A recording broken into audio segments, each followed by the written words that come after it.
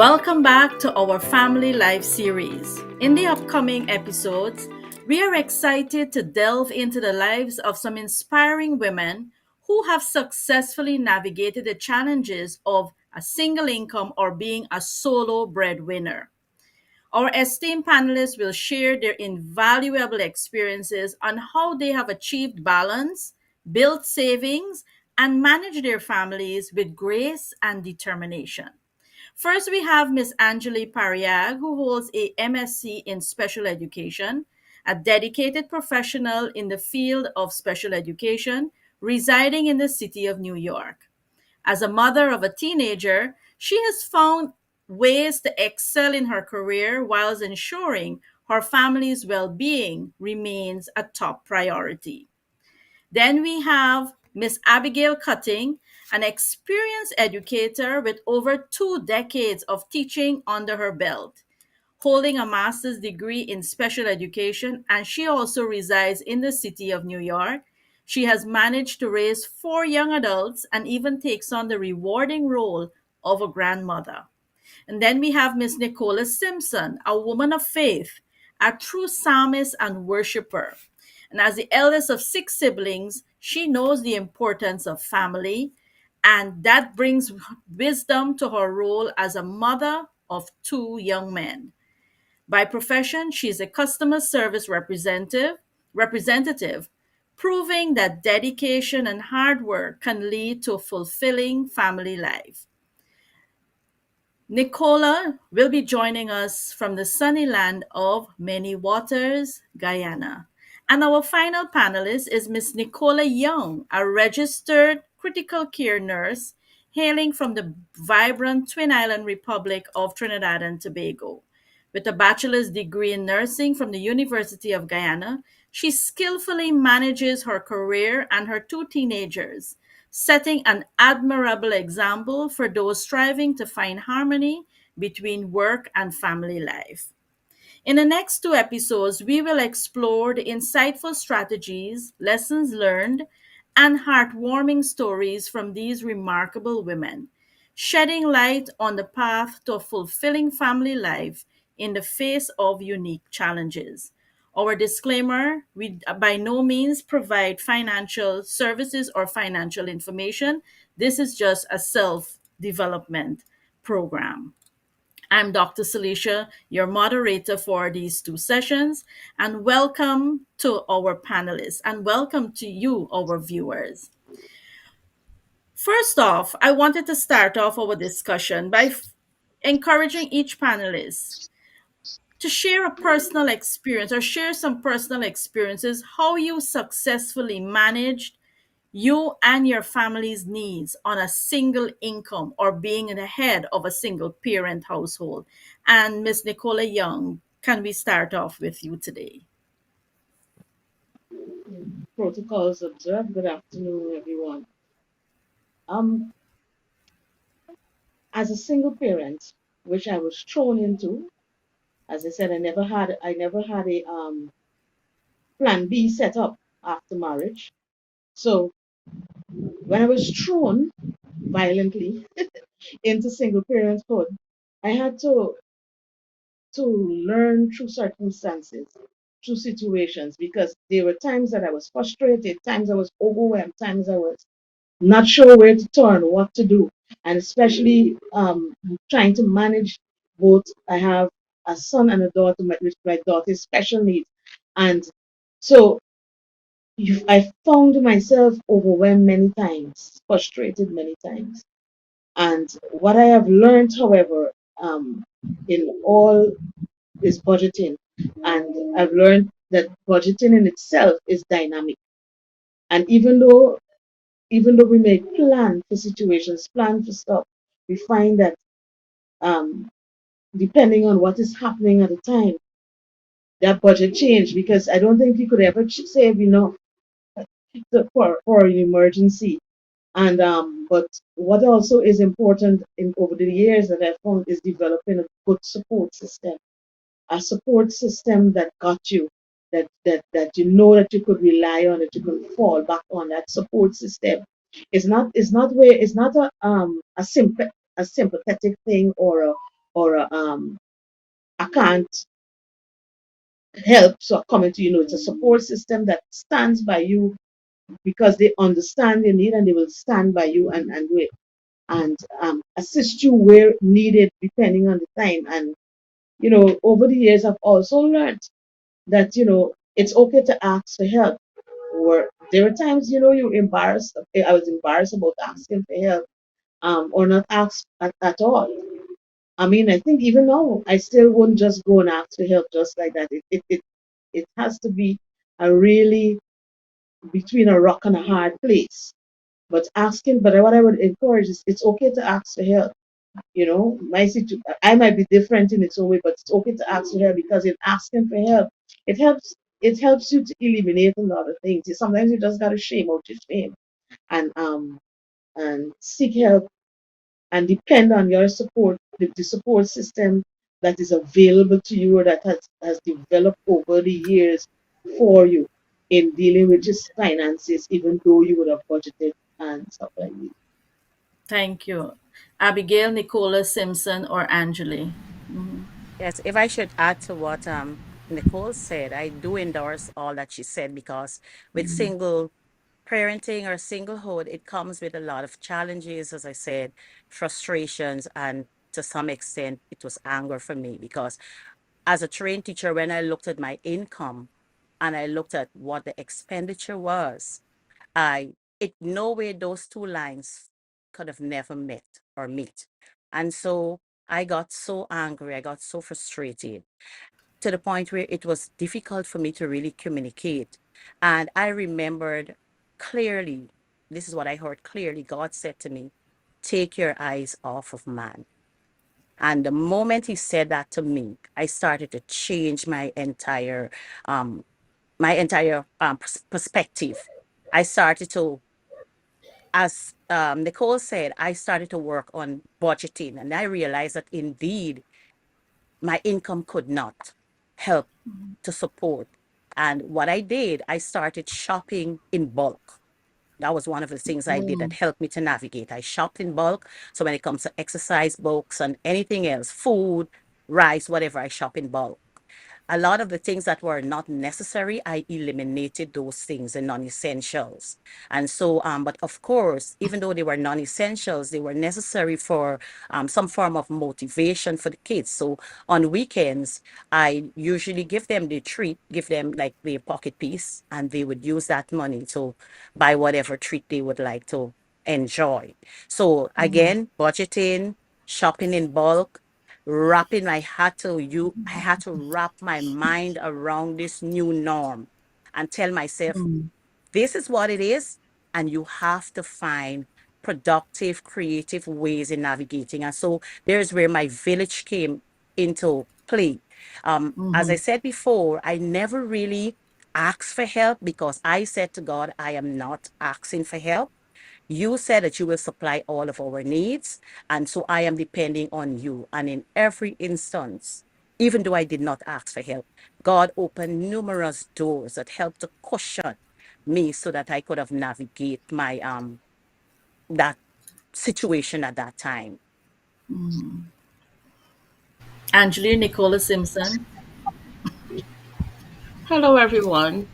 I became a single mother at the age of 33. Always had a single income, but the dynamic changes when you find yourself pregnant without the direct support of the father.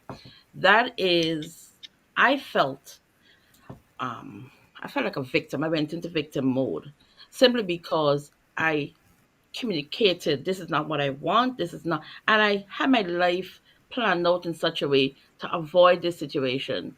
But it happened.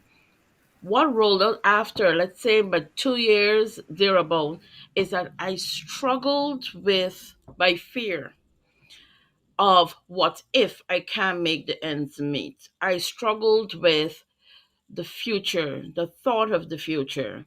What will happen? I don't know what it is like to raise a child alone. I've never seen it modeled. My parents are married, they raised us together. One person stayed at home. So I had no reference. And then coupled with, I don't want to be here in this position. So I had to quickly gather myself and realize, listen, this plus one is really an extension of one. It's not two, it's really an extension of one. And as long as I won the battle mentally, I became financially freer. So I was able to pull myself together, and I'll allow the other panelists to speak, and then I'll come back and let you know how I dealt with it from there. Miss Nicola Simpson. Well, I would, and I'm sure all of you ladies would know that single parenting is no easy task. But I've had the task of raising my siblings, and I never knew that it would come back to work in such a way. I did not like I heard my sister just said. It wasn't something that I log on to. I said, okay, I'm going to get married and there's going to be mommy and daddy and we're going to raise these children together. But I really thank God, I heard TD Jake said sometime nothing just happens. And so that exposure I had way back then of being the eldest and having to raise my siblings, it worked in a way because I had the experience. And so there were other factors that were lacking. Okay, it was easy for me to, I knew how to take care of the children. I knew how to cook. I knew how to keep the home clean and all of that. But it was the finances. It was the fact that I didn't log on to be this single mother and the fact that I wanted my children to be raised in a nuclear environment. That was so difficult for me to handle. I actually became bitter and it took me years. And I kid you not, it took me years to get over that entire, because this is not what I wanted to do. But with the help of God, it was more than survival. It started as survival, but God helped me. And the village came in, the loved ones, the good friends, and things became a little lighter. But there are some things that a single parent just cannot do. You can't go every place. You can't take your children every place because it's about the budget. It's about what's important. Bills had to be paid. And there were times when the bills were not fully paid, they were partially paid. And so you had the task of maneuvering and figuring out what was most important and what was not so important and could have waited.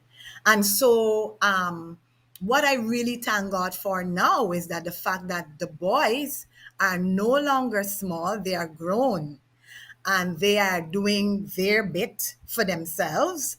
And so it's a little easier now. But it's no easy task. It's never an easy one. I thank God for the experience because I've had to grow in so many ways, and I've had to forgive, and forgive I did, and you know I can encourage someone who is in that plight that, you don't give up. For me, I wanted what's best for my boys. And so I stayed and I gave it the best that I knew how. And I shouldered what I had to shoulder in order for them to, you know, and the process is still continuing. We are all becoming still, you Amen. know? Yeah, and Amen. listening to you ladies, I've heard what came through. Budgeting came through. Abigail mentioned some practical steps of purchasing in bulk, which assisted.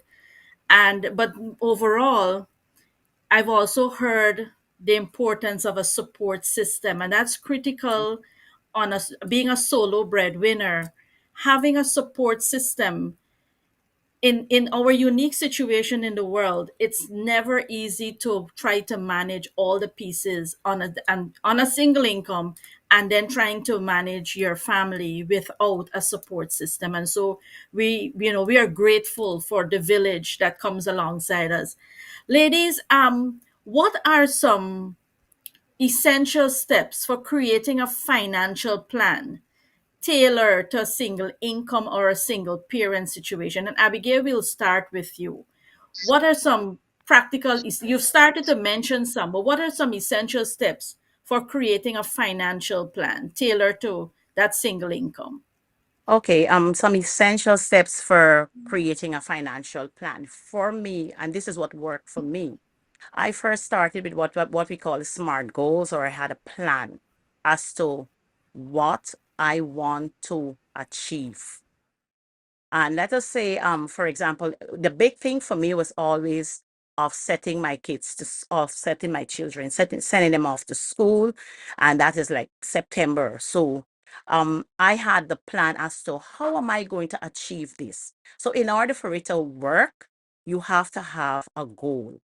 How are you going to achieve the goal? So this is what I did. I said, okay, every month I'm going to set aside X amount of dollars and save this amount every month for the next year. So next year, July or August, I have this fixed amount of money, because the big thing was money.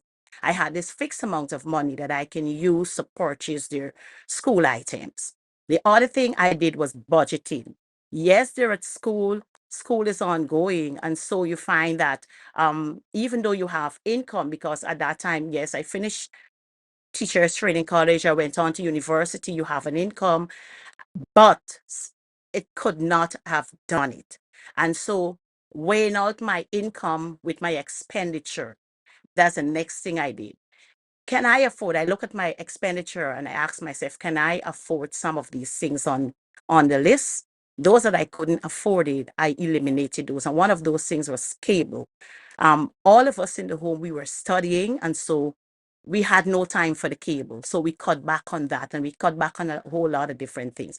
The next step I would offer, and I would just give three steps. The other step is trying to work or see what other streams of income you can use to generate fun. For me, lessons work for me. That was my next stream of income. And so I was able to use that money to assist with my expenditure and also add to the amount that I wanted to save, so that I can reach that end goal of having enough to purchase what my kids needed or what my children needed for school. Got you. Okay. Angeli, what are your essential steps for creating a financial plan? I never worked with an expenditure plan first. I worked with a savings plan first. Mm-hmm. So I geared my mind to, I want to be able to feel comfortable should something arise. I don't want Mm-hmm. to put myself in a bind. And in as much as it's the big economic problem. You have so many resources and so many wants. It will always be that. So how then do you find that equilibrium or that balance? I started first with a savings plan. I'm going to put away so much, and it was a direct deposit that we used to get paid every 2 weeks. So you always have this extra because the bills are coming to the end of the month. So by the first to the 15th, you feel as if you have a lot. It's like, I'm going to park that and I'm going to stretch the others. Or you can do it the other way around. So one, if you start and put aside a 10%, if you put aside a 15%, if you put aside, it already makes you feel comfortable that I'm not running myself into the ground. And sometimes you have to hold that as your payment, as your, I need this peace of mind, and that's what you're paying yourself for, to just remain, to keep the stability in place. The other things would be understanding your season too. Um, where your cash flow is mostly. Let's say Christmas, you want to spend a little bit more. Easter, you want to spend some more. August, you want to spend some more. You can't spend at the same aggressive rate across the year. Some months you'll save more because There are other months when you need to spend more. So understanding your season helps you to balance your year out. This is not just a day to day, because day to day you can do this. You can try a coupon. You can adjust your cooking to spread over a period of time rather than going to the fast food. Immediately, I never used to drive, but there's some times I used to use taxi only if it is extreme. Otherwise, I put my baby in my lap, walk to the road, catch the bus. I'm still catching the bus. I'm so trained in that that even now I don't need to, I still do. But it works for me. It worked then, it's still working now because I don't pay car insurance and I don't pay gas, you know? So those kind of things really help. It's a day to day choice. Food, you want to look after your non negotiables. You can't live without some electricity. Don't put yourself in that. Rent, you need a roof over your head. You owe it to yourself and your family to put a so make sure those are paid and pay them down. Miss Nicola said some bills are paid partially. That is okay. The bank and institutions are looking for you servicing those debts, not neglecting those debts. So if they can see partial payment, most likely they would not disconnect. I'm looking at the time, so I'll allow someone else to speak. Yes, the two Nicolas, Nicola Young and Nicola Simpson, as we come to the end to begin our wrap up, what are some practical and actionable tips viewers can implement immediately to improve their financial situations? I'll start with you, Nicola Young. Yes, as the other Abby and Simo would have mentioned budgeting and other areas, and Abby mentioned the point of bulk in being able to handle and manage stuff. Bulk buying is such a savior because it helps you, as Angeli would have said, where you was speaking about spending less in some months than you would in other months. I found that with bulk buying, when once you bought in bulk, so you covered at least 2 months sometimes in your bulk. So there is a month where you have that extra left back there. What I did with my extra is put the extra aside for that month that I didn't have to purchase groceries or I didn't have to purchase anything. I put that aside so that I'm able to manage for the other months coming up. So bulk purchasing is an excellent way to help. And also what I found myself doing sometimes is that there are times on your salary, because as monthly worker, there's sometimes in the salary you might have an incentive increase somewhere or the other. And what I started to think is that I didn't have that extra in the first place, and I managed without the extra. So I really don't need it in the second place. So what I did is take that extra or part of that extra and save it.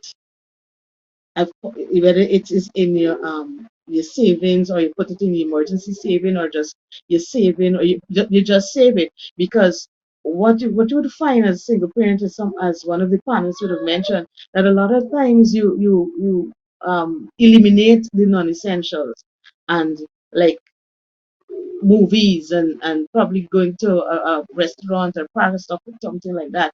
I could have eliminated that for quite a while, but recently what I started doing is that I started including my son in the decision making, because he's into sports and some technology. So what I have had him do to help to financially is had him prioritize exactly where he wants.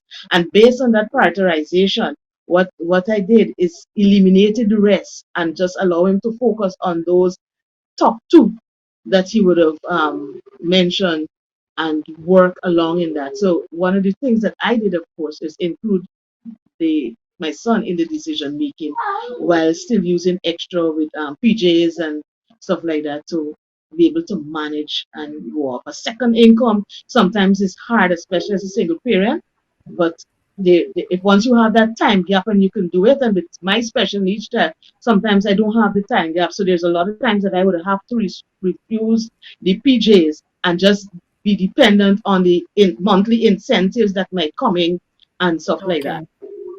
Got you. Got you. Nicola Simpson, your closing and your practical tips. Apart from the budgeting and apart from the bulk buying, I have found, and I have done those two as well. I have found that throwing a box, it's still legit. Especially those months when I needed to buy extra. I would throw my box, and I would always want my box hand at August. So that would have, assisted in getting the book lists and getting the school uniforms and the bag, everything that was needed. Though I had help from their grandmas, the book list was always the hardest. And so I would like to admonish those of you out there. We call it a side hustle. Ecclesiastes 9:10 says, whatever the hands find it to do it with all your might. And you might want to ask yourself, what else can I do? What can I do with my hands? Whether it be preparing, making something extra. If you're a good cook, you can do something. For me, my side hustle, I'm into botany, or you will call me a nursery woman, or some people would want to say a horticulturist. And sometimes the boys would say, oh, the plants are your children. But those very plants help to bring in income. And I remember it even assisted in helping them to go to camps, because I would sell these plants, and this is what will help to pay their you know to go on these trips.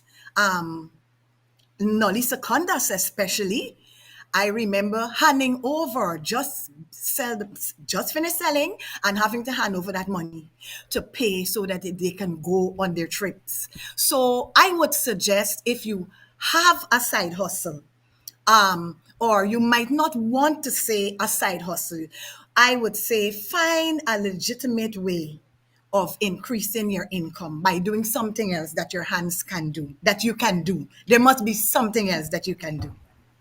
Thank you. 30 seconds, Angeli and Abigail, to wrap up. Leverage your credit. Your phone costs $100, but there is a credit line to pay over a period of time. You may have the $100 to buy the phone. Leverage the credit. Pay the $10 every month, although you may have the $100. So, like that, it gives your cash flow some flexibility to attend to other pressing matters. Thank you. Um, Abigail? for, yes, for mothers, of course, being the sole breadwinner, I want to encourage mothers that, after all, being the sole breadwinner, all is not lost. In being a Mhm. solo breadwinner, I found myself. I found my strengths. I found my limitations. And I never thought in my wildest dream that I would have been able to manage 4 children and see them succeed at the primary, secondary, and now they're at the tertiary level. So Mm. all is not lost, mothers. Be strong in the Lord and in the power of his might. As we come to the end of this special edition of our Family Life series, we are reminded of the tremendous strength and resilience displayed by our solo breadwinners. Their stories have touched our hearts and inspired us to appreciate the countless sacrifices they make to provide for their families. We hope that the insights and experiences shared by our incredible panelists have resonated with you, our viewers. May their wisdom and advice serve as a guiding light for those facing similar challenges in their own lives. Thank you for joining us on this insightful journey through the lives of solo breadwinners. For our final installment, which will be aired on August 26th, the solo breadwinner in our family life series on Choices Global. Until next time, Take care, stay strong, and cherish the beautiful moments you create with your families. And remember, always be kind. See you next time.